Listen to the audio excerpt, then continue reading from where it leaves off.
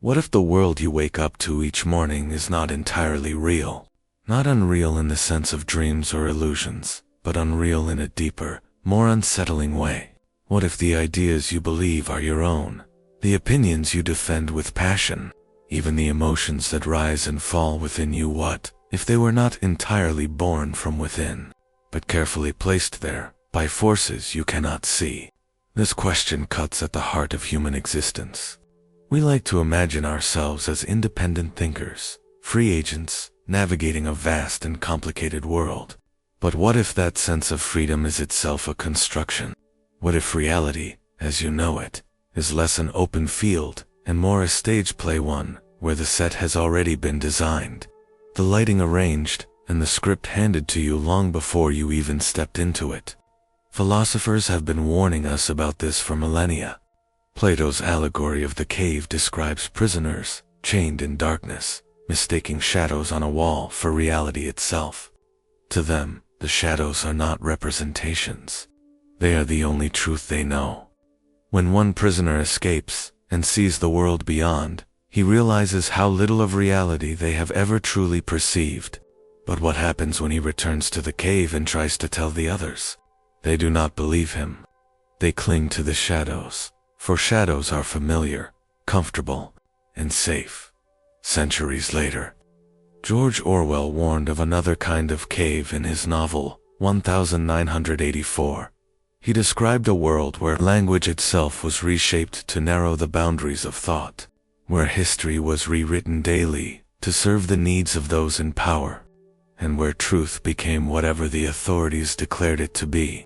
In such a world, freedom is not abolished by force, but by confusion. People forget not because they lack intelligence, but because reality is carefully rearranged in their minds until they no longer know what to question. The unsettling possibility is that these warnings were not just allegories or dystopian fictions. They were blueprints.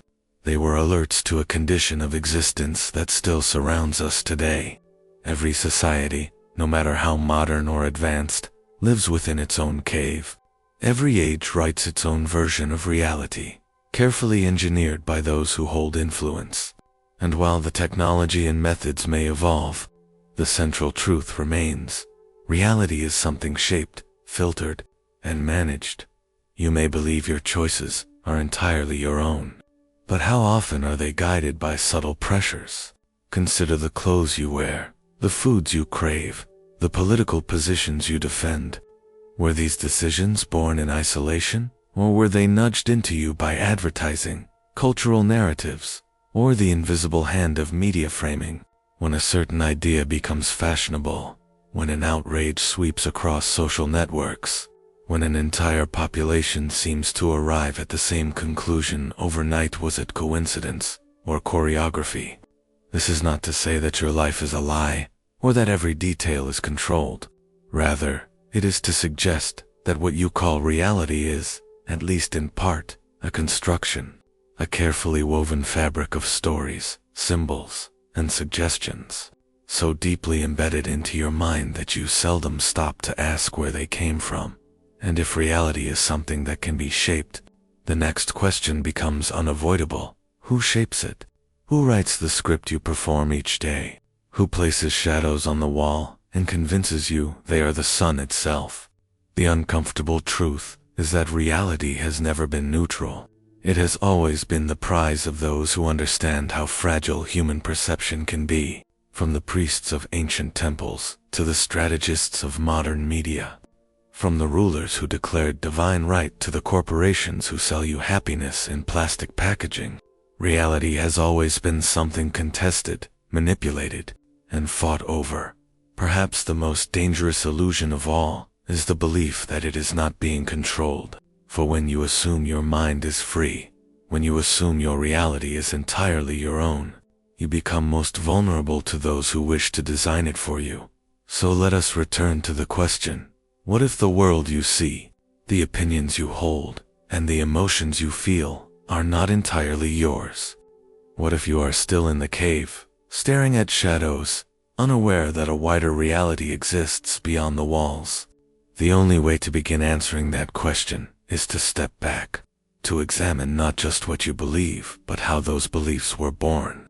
Only then can we start to see the architects behind the illusions, the hidden hands that shape what you call reality. Long before modern technology, before television screens and glowing devices filled with information, human beings already suspected that what they perceived as reality was not the full picture. They sensed that life was layered, that the visible world was only a mask, and that behind it lay forces, truths, and illusions invisible to the ordinary eye. One of the earliest and most haunting metaphors of this suspicion came from Plato's allegory of the cave. Imagine people chained in darkness, unable to move their heads, staring only at a wall. Behind them burns a fire, and between the fire and the prisoners, others pass objects that cast shadows. To the prisoners, the shadows are not shadows, they are the whole of existence. The sound of footsteps echoes, and they believe the shadows are speaking. Their entire sense of reality is confined to images cast on stone. Now imagine that one prisoner breaks free, stumbles into the light, and realizes that the shadows were never reality at all, merely poor imitations. He sees the sun, the true source of life, and returns to tell the others. But they mock him, resist him, even threaten him. For to them, the shadows are safer than the truth. This allegory is more than a story. It is a warning. It tells us that people cling to illusions not because they are fools, but because illusions are comforting. They simplify a chaotic world. They provide certainty, and they make the unbearable feel manageable. But illusions come with a cost. They keep us chained, far from Greece. In the ancient philosophies of India, a similar warning emerged under the concept of Maya. Maya does not simply mean illusion in the sense of a trick. It refers to the vast web of appearances that disguises ultimate reality. According to Hindu philosophy, the world of names and forms, of material possessions and fleeting desires, is a veil that prevents us from seeing the eternal truth beneath. People chase pleasure, wealth, power, and recognition, mistaking them for ultimate reality, while remaining blind to the deeper essence of existence. In this vision, the struggle of life is not merely to survive or to succeed, but to pierce through the veil of Maya and glimpse what is real. Buddhism, too, speaks in the language of illusion. The Buddha taught that what we perceive as a fixed, solid self is not real, but a constriction. Thoughts, feelings, and identities are transient processes, yet we cling to them as if they were permanent. This attachment, this refusal to see through the illusion, is the root of suffering. For the Buddha, enlightenment was precisely the ability to see reality as it is, stripped of the projections, cravings, and false identities that cloud our vision. To awaken is to shatter the illusion that has gripped the mind. From Greece to India to the Himalayas, one theme emerges again and again. Reality is not what it seems. Human beings live in shadows, in veils, in layers of misunderstanding, mistaking symbols for truth, appearances for essence. And yet, at the same time, there has always been the possibility of awakening. These ancient warnings are not quaint relics of spiritual traditions. They carry a profound relevance for the modern world. For while Plato spoke of shadows on a cave wall, what are the endless images on our screens, if not shadows projected into our minds? While Hindu sages warned of Maya, what else is the spectacle of advertising and consumer culture, but a veil that convinces us possessions are meaning? While the Buddha exposed the illusion of self, what else is the curated persona of social media but a mask that hides emptiness beneath? What is striking is not that humans are vulnerable to illusion, but that they have always known it. The ancients understood that power lies not only in controlling resources or armies, but in shaping perception itself. The battle for reality is as old as civilization, and yet, what those ancient thinkers could not have imagined is the scale and sophistication of the tools available today. Plato's cave had shadows and fire. We have algorithms, data mining, and mass media capable of reshaping entire societies. The Hindu veil of Maya, was a spiritual metaphor. Today, it is reinforced by economic systems that thrive on keeping people trapped in cycles of desire and dissatisfaction. The Buddhist warning against false identities has exploded into a digital age where billions construct avatars, brands, and personas to represent themselves, often losing sight of who they are underneath. If the ancients were correct that reality is fragile, then what does it mean for us, living in an era where reality itself has become a product to be designed, manipulated, and sold? Perhaps the illusions of old were simpler, even merciful, compared to the labyrinth we now face. The lesson of these ancient warnings is clear. Do not mistake appearances for truth. Question the shadows, question the veil, question the self you cling to. For if reality has always been unstable, then it is even more unstable now, in the hands of those who have perfected the art of illusion. If ancient philosophy warned us that reality itself could be an illusion, the 20th century revealed how that illusion could be engineered on a massive scale. This was the moment when manipulation of perception stopped being accidental or mystical and became a deliberate science. The name most associated with this shift is Edward Bernays, often called the father of propaganda. Bernays was not a tyrant or dictator. He was a public relations consultant, but he understood something that few before him had recognized. People are not moved primarily by logic, but by emotion, desire, and unconscious drives. Bernays was the nephew of Sigmund Freud, and he applied Freud's theories of the unconscious to entire societies. If individuals could be influenced by repressed desires, then entire populations could be guided by carefully designed symbols, slogans, and spectacles. Bernays called this the engineering of consent. He believed that a democratic society could not function without it, because the masses were too irrational to govern themselves. If this sounds elitist, it was. But it was also effective. Bernays orchestrated campaigns that transformed public opinion. He convinced women to smoke cigarettes by branding them as torches of freedom, linking a deadly product to the powerful symbolism of emancipation. He promoted corporate interests by appealing to emotions rather than reason. And he did not see this as manipulation, but as a necessary art of governance. If Bernays was the scientist of illusion, totalitarian regimes were its ruthless practitioners. In Nazi Germany, Joseph Goebbels perfected propaganda into an industrial weapon through film, radio, and mass rallies. The regime created an alternate reality where the party was infallible. The nation was destined for greatness, and enemies were everywhere. Repetition and spectacle replaced critical thought. Truth became irrelevant. What mattered was emotional impact, the ability to generate fear, loyalty, and unity in the masses. The danger of propaganda is not that it tells lies, but that it creates a framework in which lies and truths lose meaning. Once perception itself is captured, facts can be rearranged at will. A photograph can be staged, a slogan repeated until it feels natural, a myth circulated until it replaces history. When the environment of perception is controlled, the people inside it do not even know they are being manipulated. The Cold War carried this battle for perception into new dimensions. The United States and the Soviet Union both invested enormous resources into propaganda campaigns, not only to influence their own citizens but to win the loyalty of the world. Radio broadcasts, films, posters, and later television were used to wage a war of images and words. It was not enough to control armies. One had to control the imagination of humanity itself. What is striking is how propaganda techniques seeped beyond politics into the fabric of everyday life.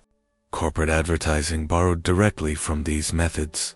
Instead of selling a product, advertisements sold a lifestyle, an identity, an illusion of happiness. A car was no longer transportation. It was freedom. A soft drink was no longer sugar and water. It was joy, belonging, rebellion. Cigarettes, cosmetics, Clothes all became symbols of desire, carefully planted in the subconscious mind. By the mid-20th century, propaganda was no longer something governments did to maintain power. It was something corporations did to sustain profit. This merging of propaganda and commerce blurred the line between truth and persuasion even further. People began to live in a world where almost every message they encountered carried an agenda, whether political or commercial. And because propaganda did not always look like propaganda, it became even more effective. Posters and speeches were obvious. Jingles, advertisements, and films were subtle, but all worked toward the same end: shaping perception, guiding behavior, and narrowing the range of what people considered possible. What makes this history chilling is not that it happened in the past, but that its legacy surrounds us today. When Bernays wrote about the invisible government of public relations, he was not speaking metaphorically. He meant that in every society, there exists a class of people who mold opinion, direct habits, and guide thought from behind the scenes. They do not need to tell you what to think. They only need to arrange the environment in which your thoughts take shape. Consider how quickly public opinion can shift when narratives dominate the media cycle. Wars are justified, leaders are glorified or destroyed, and entire populations adopt positions they barely questioned a month earlier. This is not spontaneous. It is engineered, and like Plato's cave, the danger lies in not realizing that shadows are being cast in the first place. The rise of propaganda marks the point where illusion became institutionalized. It is no longer about a single lie or a single manipulation. It is about systems designed to continually manufacture consent, to ensure that the range of acceptable opinion remains narrow, while the appearance of freedom remains broad. The true masters of illusion are not those who deceive you once, but those who create an atmosphere in which you no longer notice you are being deceived at all. And that is the world modern propaganda has built, a world where the map becomes the territory, the slogan becomes the truth, and reality itself is constantly reshaped by those who understand its fragility. This is the inheritance we carry. From the shadows of the cave to the veils of Maya, humans always suspected reality could be manipulated. But in the 20th century, this suspicion was confirmed and weaponized. The art of illusion became a science, and perception itself became a battlefield. The question we must ask is not whether propaganda still exists, but whether it has ever ended, or whether it has only evolved into subtler, more sophisticated forms that surround us even now. Control does not always arrive with chains or prison walls. Sometimes it arrives through repetition, symbols, and rewards so subtle that the prisoner mistakes the cell for freedom. To understand this invisible form of domination, we must turn not to politics first, but to psychology, the science of how the human mind can be trained, molded, and conditioned. The earliest cracks in the illusion of autonomy appeared in the laboratories of men like Ivan Pavlov. His experiments with dogs revealed something profound. Behavior could be manipulated through association. A sound, a bell, a meaningless stimulus, when paired with food, eventually triggered salivation on its own. Pavlov had stumbled upon a principle far greater than animal behavior. He had revealed the blueprint of conditioning, a formula that could be applied to entire populations. Replace the bell with a political slogan, the food with promises of safety or belonging, and the dog with the average citizen, and suddenly, society becomes programmable. B.F. Skinner expanded this world. Where Pavlov discovered association, Skinner engineered control through reinforcement. In his Skinner box, rats pressed levers for food or shocks, their behavior sculpted by patterns of reward and punishment. Skinner realized that freedom itself could be redefined, not as the absence of control, but as the illusion of choice within a controlled system. People, like the rats, would behave predictably if the environment was carefully designed. Political systems, advertising campaigns, and educational models quietly absorbed this insight, creating structures where behavior could be guided without force, where people obeyed, not because they were compelled, but because they believed they had chosen. But the machinery of control did not stop at laboratories. It entered the bloodstream of culture. Neuroscience later confirmed what Pavlov and Skinner intuited. Repetition and reward carve pathways in the brain, forming habits and beliefs that feel natural, yet may have been deliberately implanted. What we call our worldview may often be nothing more than a programmed response, a set of conditioned reflexes masquerading as independent thought. Consider language, the invisible architecture of thought. Words are not neutral. They frame reality. A government does not invade. It liberates. Torture is rebranded as enhanced interrogation. Civilian deaths become collateral damage. Through euphemism, horror is softened, and through framing, perception is reshaped. The same event, described with different words, generates opposite emotions in the listener. Control is exercised not by suppressing speech, but by engineering it. Language becomes a cage, yet one so invisible that its bars appear as the natural order of things. This manipulation extends into the marketplace. Walk through any supermarket and notice how consumer desires are not spontaneous but manufactured. Packaging, jingles, colors, and slogans act as Pavlovian bells, triggering cravings programmed years earlier through advertising. The reward system in the brain lights up with the promise of pleasure. But the pleasure is not intrinsic to the product, it is conditioned by the environment. Even the decisions that feel most personal, like the brand of cereal you buy or the political candidate you trust, often emerge from systems of conditioning designed long before you made the choice. The illusion of choice is perhaps the greatest trick of all. Modern societies thrive on the idea of individual freedom, yet what is offered is often a menu of pre-selected options. You may vote for candidate A or B, drink brand X or Y, support cause 1 or cause 2. But the framework itself, the boundaries within which choices exist, remains unchallenged. It is as though one is free to move anywhere within the cage, while never realizing the cage itself is the true prison. What makes this so effective is that people rarely sense the programming in action. Repetition normalizes it. Media headlines repeated daily create grooves in the mind until ideas harden into self-evident truths. Neuroscience shows that repeated exposure strengthens neural pathways, making certain narratives feel not just believable, but inevitable. Once the brain accepts a story as reality, contradiction feels like madness. The subject becomes a defender of their own programming, resisting anyone who dares to question it. And here lies the dark genius of psychological control. It does not merely silence dissent. It makes dissent unthinkable. It convinces the individual that their thoughts are their own, while those thoughts may be echoes of someone else's design.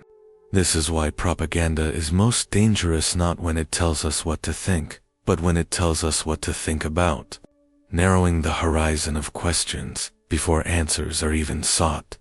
Every citizen, every consumer, every believer must then ask a haunting question. How much of my inner world is truly mine? How many of my habits, preferences, even moral convictions, were freely chosen, and how many were installed, programmed like software into a machine that mistakes itself for human freedom? This question is not meant to paralyze, but to awaken. For if we do not see the programming, we cannot resist it. Awareness becomes the first act of rebellion, the first crack in the wall of conditioning. Pavlov showed us the bell. Skinner showed us the box. Modern neuroscience shows us the circuitry of the brain itself, but none of them could fully account for the human capacity to notice the pattern, to step outside of the programming, and to question the cage. That is where real freedom begins. If reality can be engineered, if beliefs can be programmed, then a natural question emerges. Who stands to gain? Who benefits when the masses are guided by invisible strings, when perception itself becomes a battlefield? The unsettling truth is that there is no single mastermind hiding in the shadows. The architects of perception form a network, a system of intersecting powers, each pursuing its own interest, yet together sustaining a structure of control that feels natural, even inevitable. At the surface, corporations benefit first. Consider the advertising industry, one of the most sophisticated psychological machines ever built. It does not sell products so much as it sells identities. You are not buying a car. You are buying freedom. You are not purchasing a phone. You are purchasing connection. A perfume is no longer just a scent. It becomes confidence in a bottle, desirability distilled into liquid form. By manipulating symbols, corporations transform desires into needs and consumption into selfhood. The constant bombardment of advertising ensures that the consumer rarely pauses to ask, "Do I truly want this, or was I told I should?" But advertising is only one layer. Behind it, media conglomerates weave narratives that shape entire societies. News outlets, entertainment studios, publishing houses, they do more than inform or entertain. They define the limits of what is discreditable, the parameters of normal. The public may argue about politics endlessly, yet the terms of debate are often prescribed. The frame of acceptable opinion is carefully drawn, while questions that might threaten deeper power structures remain invisible. In this way, media serves less as a window to the world and more as a lens, focusing attention where it is useful and blurring what lies beyond. Governments, too, are beneficiaries of perception control. No state can rule by force alone. Legitimacy must be manufactured. Through symbols of patriotism, narratives of fear, or promises of security, governments shape collective identity. Citizens rally behind flags and anthems not merely because they believe, but because belief has been rehearsed into them from childhood. Education systems reinforce national myths, history is selectively remembered, and language is subtly weaponized. A government does not need to silence all critics. It merely needs to ensure that loyalty feels natural, that obedience feels safe, and that questioning feels dangerous. Yet, in the 21st century, a new architect has emerged: algorithms. Unlike governments or corporations, algorithms are faceless, mechanical, and omnipresent. Social media platforms track every click, every like, every hesitation of the mouse. They do not merely predict behavior, they shape it. The feed you scroll through is not neutral. It is curated by unseen code, designed to maximize engagement, to hold your attention for as long as possible. Outrage is rewarded, distraction is amplified, and dissent is often buried under noise. The algorithm does not ask what is true, it asks only what will keep you scrolling. In this way, perception itself becomes a product, traded in the marketplace of attention. This surveillance economy thrives on intimacy. Your choices, your fears, your desires, all are data points harvested, analyzed, and sold. To advertisers, you are not an individual, but a profile, a bundle of tendencies. To governments, you are not a citizen, but a statistic, a node in the network. To platforms, you are not a user, but a resource, a fuel that powers the engine of endless engagement. And so, the question who benefits becomes clearer. Those who control perception profit not only in wealth, but in influence, power, and the ability to sculpt reality itself. What makes this structure so insidious is that the architects are not hidden in some distant shadow. They are in plain sight.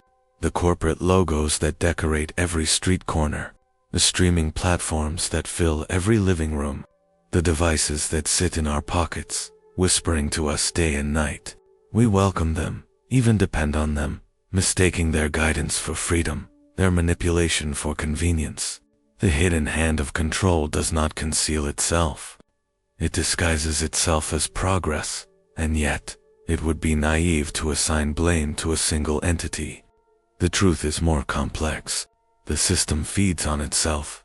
Corporations benefit from consumer desire, which is fueled by media narratives, which are legitimized by government structures, which are amplified by algorithms. Each layer reinforces the others, creating a feedback loop where control is diffused, but ever present. No single architect is in charge, yet the architecture stands firm. This realization unsettles because it destabilizes the idea of resistance. If there were a single villain, a tyrant behind the curtain, then rebellion would be simple. Remove the tyrant, tear down the curtain. But when control is systemic, when it lives in institutions, technologies, and even in the language we use, resistance requires something deeper, a reawakening of perception itself. And so we arrive at the most haunting truth. The architects do not merely build structures outside of us. They construct realities inside of us. Beliefs, desires, fears, loyalties. These are not random. They are carefully seeded, cultivated, and harvested. We defend the very narratives that enslave us, mistaking programming for personality. The system's brilliance lies not in silencing dissent, but in making dissent unimaginable. Yet awareness cracks the illusion. To ask who benefits is to peel back the surface of the world and glimpse the machinery beneath. It is to recognize that control thrives on invisibility. Once seen, it loses its power, for perception, once reclaimed, becomes the first weapon of true freedom. The architects of perception may be everywhere, but so is the possibility of awakening. The same tools that manipulate can also illuminate. The same narratives that confine can be questioned. The same algorithms that distract can be hacked, subverted, and repurposed. What remains is a choice, not the false choices laid before us, but a deeper choice, to see or to remain blind, to live in the architecture of illusion or to begin dismantling it from within. In the past, prisons were built of stone and steel. Today, their walls are invisible, their bars woven from light and code. The modern prison is not a place we are forced into. It is one we willingly enter, because it entertains us, comforts us, and makes us feel connected. Yet within its invisible boundaries, our choices are guided, our perceptions filtered, and our sense of truth fractured into illusions. This prison is the digital age. Every time we scroll through a feed, search for information, or watch a recommended video, we are stepping deeper into its walls. On the surface, it feels like freedom, infinite information, endless connection, limitless expression. But beneath the surface, algorithms decide what we see, what we don't, and even how we feel about it. These algorithms are not neutral. They are designed to keep us engaged, to predict and shape our behavior. Each like, each pause, each swipe feeds the system more data about who we are. With this information, it doesn't just reflect our preferences, it amplifies them. If you show the slightest interest in one idea, the system will flood you with more of it, pushing you further into a tunnel where only one version of reality exists.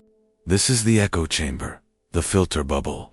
It feels like discovery, but it is entrapment. The implications are profound.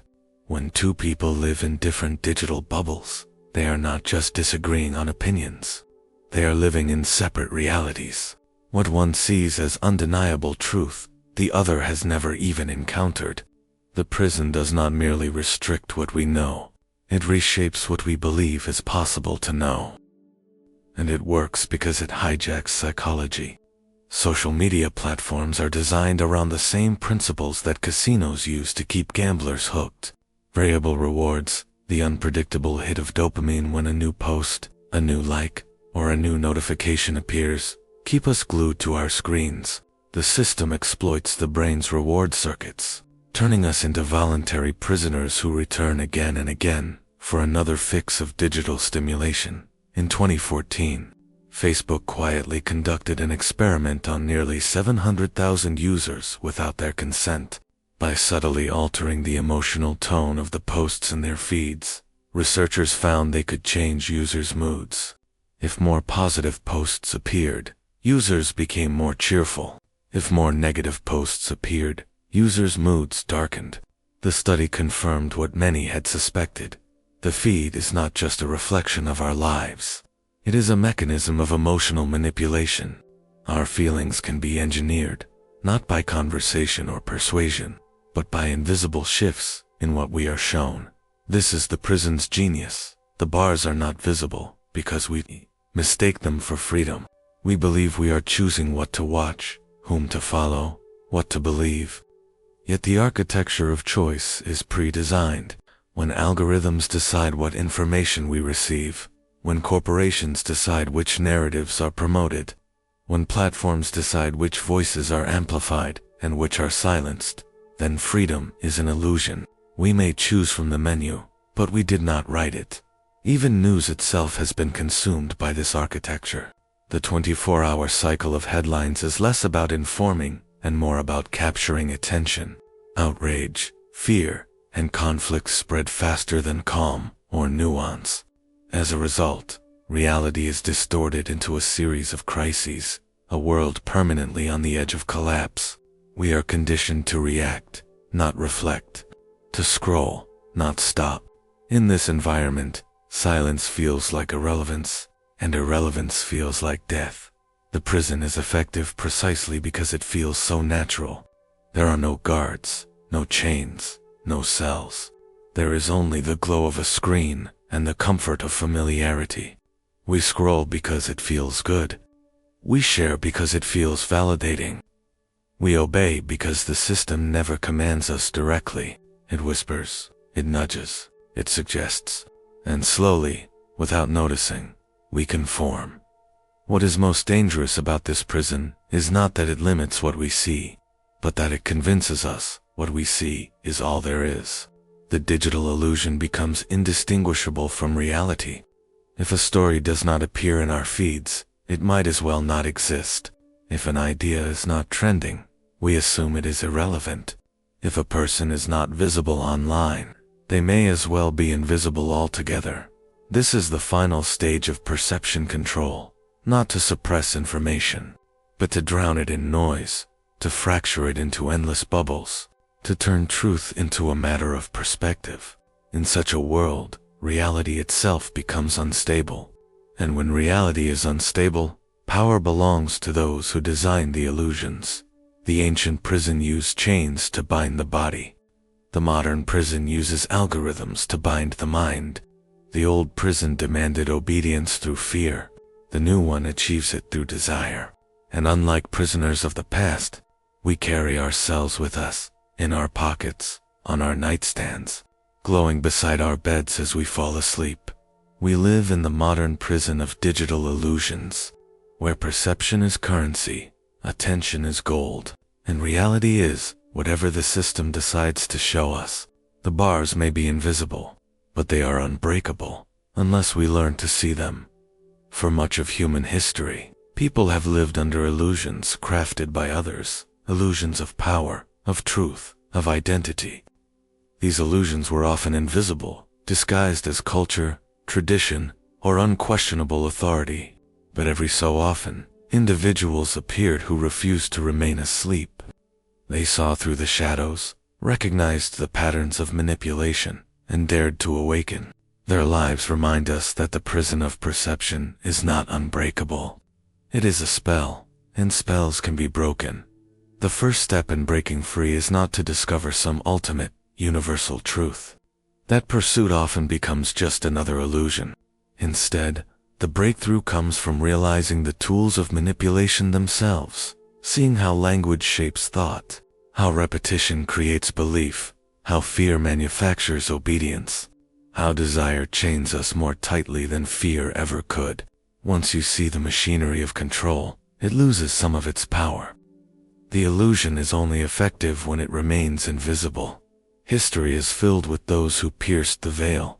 Consider Socrates, who refused to accept the moral assumptions of Athens, and instead asked relentless questions that exposed the fragile foundations of their beliefs. His questioning was so disruptive that the city sentenced him to death. Or Galileo, who dared to say that the earth was not the center of the universe, challenging not just scientific assumptions, but the authority of an entire religious order. The price was persecution, but his defiance cracked the illusion of absolute dogma. In modern times, whistleblowers like Daniel Ellsberg, who leaked the Pentagon Papers, or Edward Snowden, who've exposed mass surveillance, revealed that even the most advanced states rely on secrecy and manipulation to maintain their grip on perception. These individuals paid heavy prices, yet their actions gave others the chance to see more clearly. They remind us that truth is never given freely. It must be fought for, often against powerful systems invested in its concealment. But awakening does not always require public defiance. Sometimes it begins in silence, in the act of questioning one's own thoughts. Am I choosing this belief, or has it been chosen for me? Am I consuming this idea because it resonates with me, or because it was the only one placed in front of me? This practice of mindfulness, this deliberate act of reflection, is an act of rebellion in itself. The mind that watches itself cannot be as easily captured. Skepticism is not cynicism. To doubt everything blindly is simply another form of manipulation. True skepticism is the art of slowing down in a world that demands speed, of asking questions in a culture that demands certainty, of holding silence in a system that monetizes every word. It is the refusal to mistake information for wisdom or visibility for truth. Skepticism is the pause that interrupts the programming, and when individuals begin to awaken, something remarkable happens. The illusions lose their collective force. A government that relies on propaganda weakens when people see through its lies. A corporation that manipulates desire loses power when people reject its conditioning. A media machine built on outrage falters when outrage no longer captures attention. Systems of control are never as strong as they appear. They depend on belief. When belief is withdrawn, even the most powerful illusions collapse. This is not an easy path. Awakening often means isolation, ridicule, or conflict. To step outside the cave, as Plato warned, is to face blinding light and the hostility of those who prefer shadows. Yet history shows that progress depends on those willing to endure that discomfort. Every advancement in thought, every shift in freedom, has come from individuals who valued clarity over comfort. Awareness is the ultimate rebellion because it cannot be controlled once it is fully awake. A person who sees manipulation as manipulation cannot be deceived in the same way again. A society that understands the mechanics of illusion cannot be enslaved by them as easily. Reality may be shaped by those in power, but consciousness, the ability to step back and notice, remains the one thing beyond their reach. The spell is powerful, yes, but spells thrive on ignorance. They fade when named, when recognized, when questioned. To awaken is not to escape the world of illusion entirely. Perhaps that is impossible. It is to walk through it with open eyes, to choose deliberately, to resist silently, and to remind others that freedom begins not with revolutions in the streets, but with revolutions in the mind. The prison walls are invisible, but so are the cracks. To awaken is to see them, to step toward them, and eventually, to step through. We've spent this entire journey peeling back layers of control, manipulation, and deception. We've looked at governments, corporations, media empires, and unseen architects of influence. But here is the final revelation, the one most people never dare to confront. The greatest manipulator of your reality is not an institution, a political figure, or a secret cabal lurking in the shadows. It is something much closer. It is the invisible voice inside your own head. Every belief you hold, every story you tell yourself, every memory you replay, every fear you avoid, these form the blueprint of your personal reality. Governments may broadcast propaganda, corporations may flood your senses with advertising, and algorithms may shape what you see, but none of it has power until it takes root in your unconscious mind. The ultimate battlefield is not the screen, the street, or the state. It is your own psychology. This is why ancient philosophers and mystics emphasized the phrase, "Know thyself." They understood that external control only thrives when the internal self remains unknown. Your unquestioned assumptions, your biases, your attachments, and your insecurities become the very tools through which reality is hijacked. The tyrant outside cannot rule without the tyrant within. Think about history's freest mind, Socrates, who questioned the unquestionable; Spinoza, who faced exile for refusing to conform; Orwell, who turned his own observations of propaganda into warnings for the future. Each of them understood that freedom begins with seeing the machinery of control not just around us, but within us. To resist manipulation is not merely to resist governments and corporations, but to resist the impulses in ourselves that make us so easily deceived: our hunger for certainty, our fear of isolation, our longing for comfort. And so, the question turns inward. Who is really behind reality? The hidden networks of power certainly play their part, but your unexamined mind plays an even larger one. You become your own jailer when you repeat the narratives given to you without scrutiny, when you cling to the illusions that shield you from discomfort, when you mistake shadows for truth because the light feels too blinding. Breaking free, then, is not about destroying the system or finding some final truth. It is about reclaiming the authority to shape your own perception, to decide consciously which voices deserve space in your mind. Reality will always be controlled by someone: by the algorithms, by the advertisers, by the politicians, by the crowds shouting the loudest. But the ultimate decision of who controls your reality remains yours alone. And so we end where we began, with a question designed to unsettle, but also to empower. Reality has always been shaped, guided, and manipulated, but the chains that bind you are not made of steel. They are made of belief. The only question that remains, the question only you can answer, is this: reality has always been controlled. The only question left is, who will control yours?